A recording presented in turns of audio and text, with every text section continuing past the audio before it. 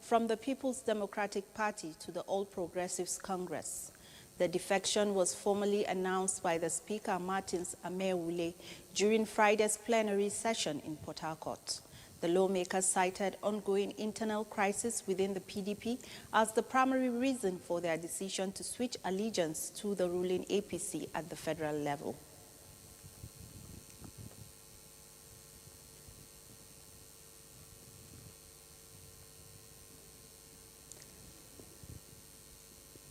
The House of Representatives wants urgent procurement of security equipment to enable the Nigeria Police Force tackle the nationwide emergency declared by President Bola Tinubu. This is one of several resolutions adopted by lawmakers at Thursday's plenary. National Assembly correspondent Mitaire Ikpen reports. The security emergency declared by the president naturally comes with expectations for results, and lawmakers harp on the need for deployment of state-of-the-art security equipment. To boost the capacity of the Nigeria Police Force at combating security threats, the House has asked the Nigeria Police Trust Fund to come up with a comprehensive plan to upgrade and deploy critical equipment across police divisions and security formations nationwide, urging the Federal Ministry of Finance to expedite the procurement processes, including tenders, vendors evaluation, contract awards, and procurement of vehicles, surveillance and communication equipment, prioritize distribution of equipment and logistics assets to high-risk and conflict-prone zones identified in the Security Emergency Declaration.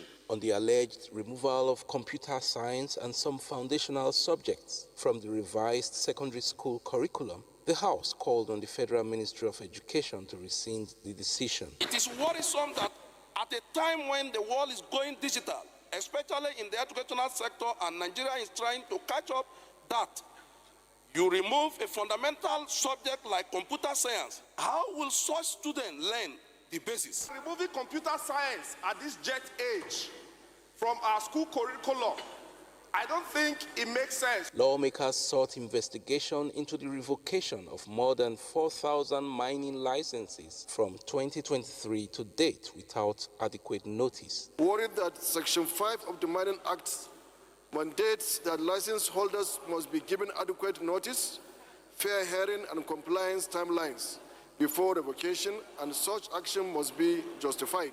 The House also expressed concern that the Abakaliki-Obubara Federal Highway has become a death trap owing to its deplorable conditions. Urge the federal government, through the Federal Minister of Works, the matter of necessity to mobilize the contractor back to the site in order for them to immediately commence the construction of the abandoned Abakaliki-Iko-Ofrek and Obubara Road. A bill for an act to repeal the National Identity Management Commission Act and provide for establishment of National Identity Database and the National Identity Management Commission was passed after consideration by the Committee of the Whole. From the National Assembly, Mitaire Ikpen, NTA News.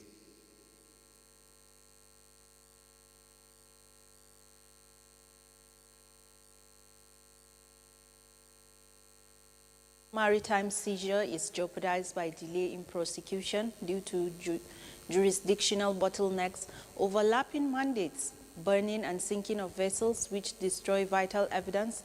The Nigerian Navy legal officers must rise against time to prove that keeping lawyers as sharp as sailors is essential to national security. This is what informed the Nigerian Navy maiden annual legal training seminar for its personnel. Defense correspondent Olajide Bello reports that this is part of the Chief of the Naval Staff, Vice Admiral Idi Abbas transformation initiative to reposition the Navy. In 2025, the Nigerian Navy has made significant breakthroughs in enhancing national maritime security, primarily through aggressive anti-crude oil theft operations, the commissioning of new naval assets, and achieving a sustained zero piracy status in its waters within its exclusive economic zone since March 2022, a status recognized by the International Maritime Bureau. This guardian, therefore, is to critically examine the provisions of Nigeria's Suppression of Piracy and Other Maritime Offences Act, SPOMO Act of 2019, and updating United Nations Convention on the Law of the Sea, UNCLOS. So the laws and the framework we're looking at goes beyond just our national boundary to also international boundary. It's therefore essential that the conduct of our personnel, whether through our action or inaction, should reflect our training.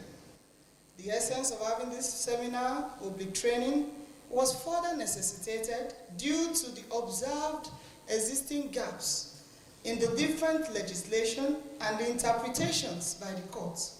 The Nigerian Navy maiden annual legal training seminar suggests establishing International Piracy Tribunal as well as improving extradition agreement. Olajide Bello, NTA News.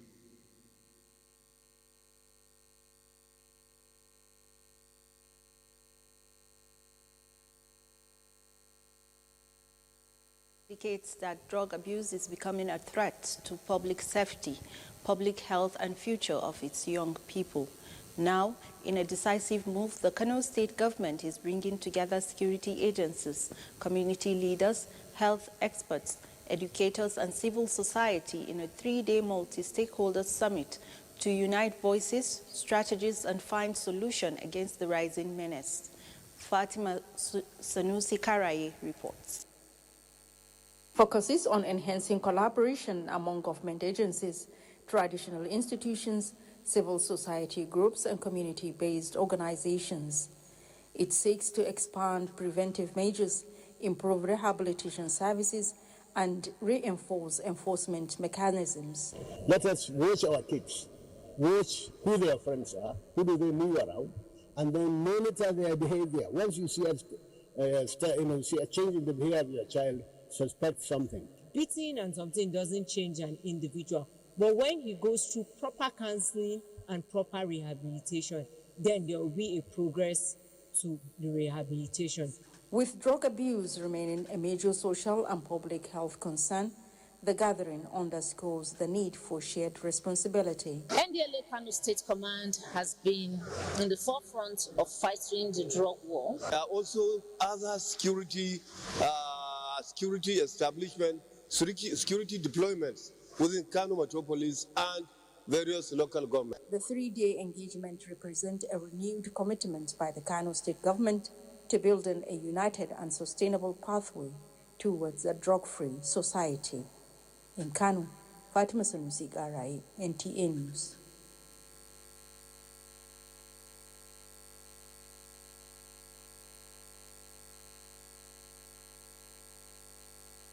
Government is engaging industry players in the power sector and the subnationals to build a skilled workforce relevant to the evolving electricity market. National Power Training Institute of Nigeria, NAPTIN, is facilitating the engagement with the support of the European Union and French Development Agency. Joshua Ojito reports. Nigeria's power sector is undergoing transformation, driven by the Electricity Act 2023 reforms, market evolution, renewable integration, and military expansion, among others. However, there is a huge skills gap that is hindering performance of this sector, and this workshop is to address the training needs, strengthen partnerships, and develop shared understanding of the evolving requirements for the sector.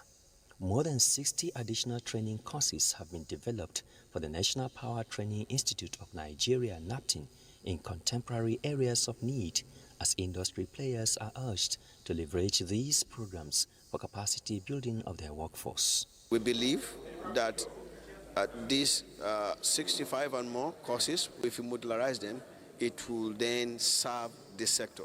New technologies are coming, EVs are there, digital technology, AI are there, wind energy, then hydropower electric. So all these things, what we are doing now, it is very beneficial for the new engineers.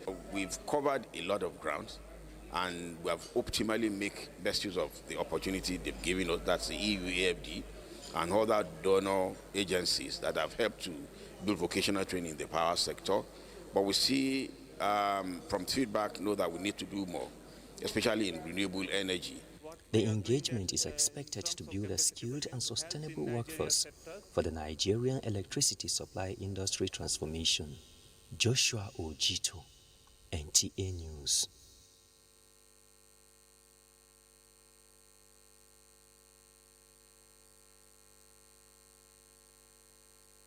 State government says it is deepening its partnership with the Netherlands to boost agriculture and attract more investment to the state.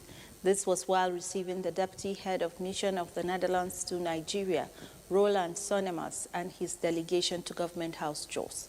Indiang and the Abagang reports. The visit by the Dutch delegation is part of ongoing efforts to expand cooperation between Plateau State and the Netherlands, especially in agriculture, where the state has strong comparative advantage. The deputy head of mission, Roland Sonnemans, expressed delight with the vibrancy of agricultural activities in the state, particularly the potato market.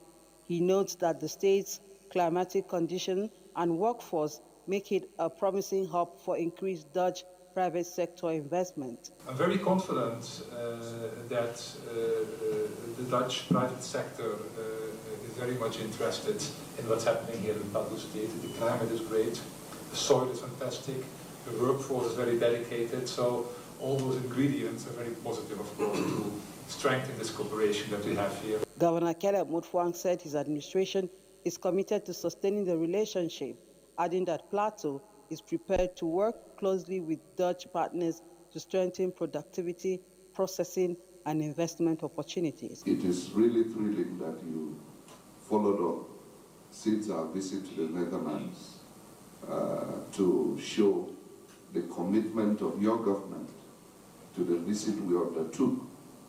And I want you to know that we are committed as a state to making sure that we raise the level of collaboration between the government of the Netherlands and the government of Plateau State.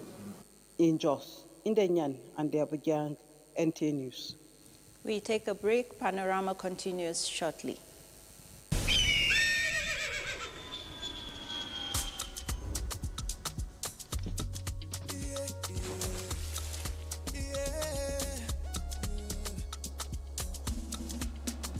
From the Atlantic across the savannah to the Sahara, we rise, a land of the free, we know they tire. We dream great, our spirit is undying. Resilient, rooted like palm tree, we sway in colors, with undying divine, we bet solutions, we ignite passion, yeah. Ethnicity is unique, we have more than just a mission. We are Nigeria, strengthening unity, we know they carry lives. We are Nigeria, together live the dream of a land with great destiny. We are Nigeria. I am the real Nigerian. Brought to you by the National Orientation Agency, NOA.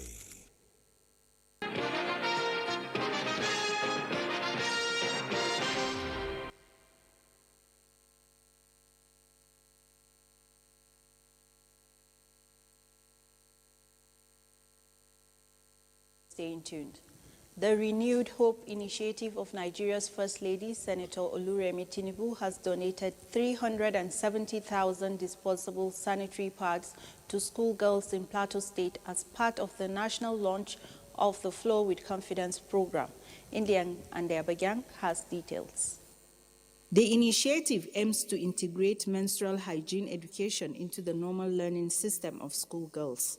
Represented by wife of the state governor, Helen Mutfwang, who is also the state coordinator, the First Lady says no girl should miss school because of her inability to afford hygienic sanitary pads. She encouraged beneficiaries to prioritize their health while pursuing their ambition and appeals to stakeholders to take ownership of the initiative and ensure pads reach especially indigent schoolgirls so that they can study without hindrance. I therefore urge corporate organizations, parastatals and agencies, and well-meaning Nigerians to key into the Flow with Confidence program so that we can empower and reach as many girls as possible. Commissioner for Women Affairs, Caroline Dafour, says the campaign is more than just the distribution of the sanitary pads, but a symbol of hope and empowerment for girls on the plateau. Her vision, leadership, and dedication to this cause have inspired countless lives, and this program is a testament to her commitment.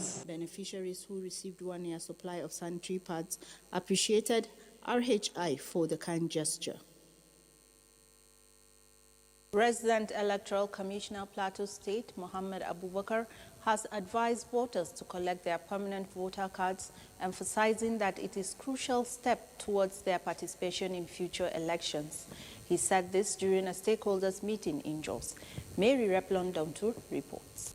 The stakeholders engagement by INEC brought together critical players in electoral matter to brainstorm on ways to better the electoral process in the state and country in general. The engagement x-rayed issues bordering on the ongoing continuous voter registration, collection of PVCs and eligible voters' attitude to the process. The building block of election, and if we don't get it right, we don't expect to be happy at the end of the day. If you print your flyers and continue to distribute to people to intimate them about this voter registration, there's nothing wrong. When they are coming for this registration, we should all make sure we assist these INEC members that are sent to our various areas. Addressing stakeholders, the resident electoral commissioner said the commission made significant efforts to ensure that PVCs were available for collection, but many voters are yet to take advantage of the opportunity. He urged stakeholders to sensitize their community members on the importance of the PVCs. The REC also announced a timeline for activities, which include the display of the preliminary register from December 15 to 21st, 2025, and handling of complaints from 21st, while the second phase of the continual voter registration will commence on January 5th, 2026. He said the main challenge faced by the Commission is the incomplete registration of the voters. The resident electoral commissioner commended all stakeholders for the tremendous support to maintain a reliable and up-to-date register, which is described as essential for strengthening the democratic process. In Jos, Mary Replong-Domtur, NTA News. We have in the studio Mohammed Abubakar, Resident Electoral Commissioner, Plateau State, to shed more light on the exercise. Sir, you're welcome. Thank you very much. It's my pleasure to be with you. You have been on the continuous voters registration exercise in the state. Can you tell us how far it has gone? The continuous voter registration exercise actually commenced on the 18th of August 2025 with online registration, meaning the eligible registrants had opportunity of approaching us on our online platform, cbr.inecnigeria.org, to fill in their information. That is the first stage. Then by the 25th of August, we commenced the physical registration. Here, the eligible registrant is expected, to approach us in our 17 local government areas, any of the 17 local government areas, to get captured. Getting captured here means the biometrics, which involved 10 fingerprints and the facial presentation. It is only when this is achieved that we could say the individual has completed the registration process. So far, we have 111,173 eligible registrars that approach us into our portal. However, only 26,291 have completed their registration, giving us a percentage margin of 23.65%. So here, I should say the eligible registrants, it's not enough, to apply online, but you must, get to this, our 17 local government areas to conclude their registration. So far, that's where we are. Okay, so what has been the reaction of stakeholders on the exercise? The stakeholders have been very wonderful. In fact, I've seen your reporter, mentioning the solidarity. We have a robust relationship with the Interconsultative Committee on Election Security the traditional institutions, religious institutions, and NGO. They have been off, and doing in keying into this national assignment. So I think we are doing very well, and it's commendable, the relationship so far. Okay. There are a number of uncollected PVCs. What's your appeal to those that have registered and the PVCs are ready, but they have not collected? To thank you very much. This is a great challenge.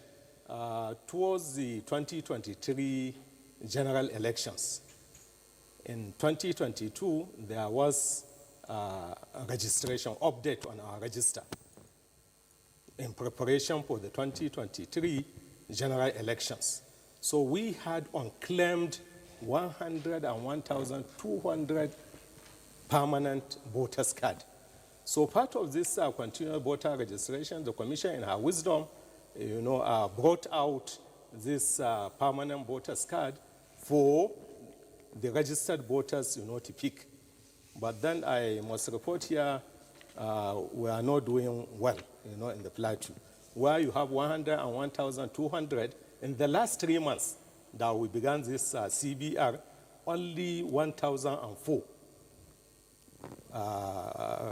voters, came over, to claim this permanent voters card, representing 0.99%. So this is not good enough. I call on the affected voters to please avail themselves with this opportunity and pick their permanent voters cards. Okay, we have been discussing with the resident electoral commissioner, Plateau State, Mohammed Abubakar. Thank you for gracing our studio, sir. My pleasure. For stories trending in sporting world, let's join Enejo Adiku on Sports Update.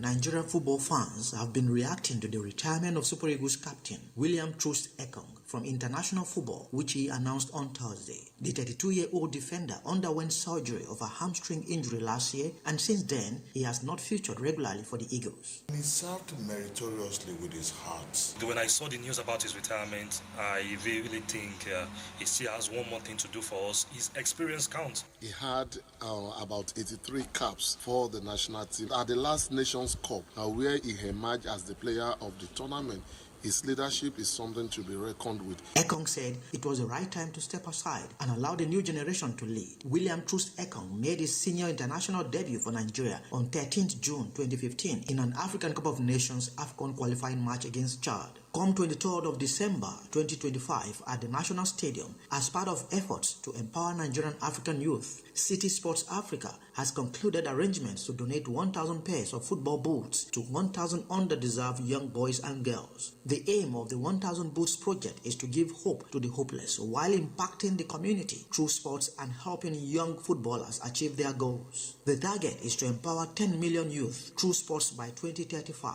Young people that do not have boots. We know that. We see it every day. We are just filling the gap.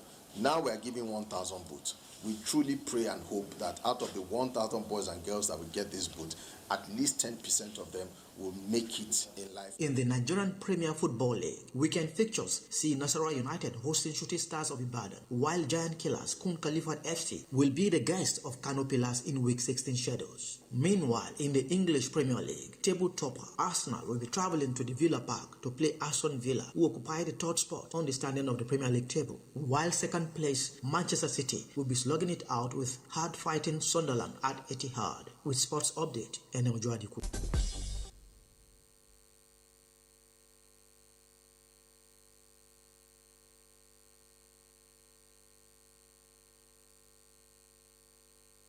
In Panorama today from Jos Network Center. Thank you for watching. Good afternoon.